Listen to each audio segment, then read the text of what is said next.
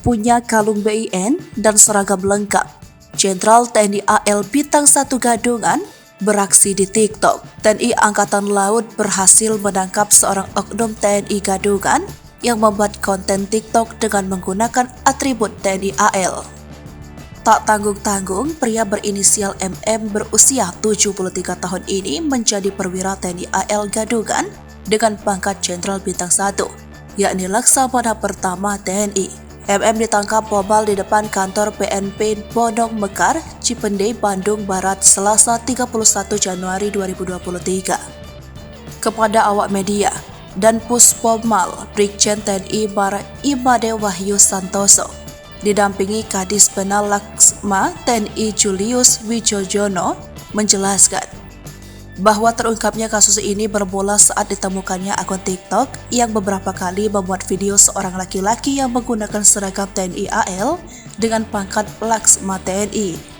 Setelah mendapatkan informasi tersebut, tim gabungan kemudian melaksanakan penelusuran dan penyelidikan secara seksama terhadap pelaku untuk mencegah terjadinya tindakan yang dapat merugikan banyak pihak maupun citra TNI AL. Memang diketahui bahwa tersangka bukanlah anggota TNI Angkatan Laut. Kronologis penangkapan berawal pada hari Senin 30 Januari 2023 sekitar pukul 10 waktu Indonesia bagian Barat.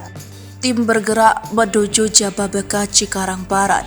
Setelah memperoleh informasi yang tepat, tim gabungan mencari keberadaan pelaku di daerah Cikalong dan Waduk Cirata guna melaksanakan penyelidikan dan penangkapan. Kemudian pada Selasa, 31 Januari 2023, tim gabungan berhasil menangkap pelaku yang berinisial MM 73 tahun yang sehari-harinya bekerja sebagai wira swasta.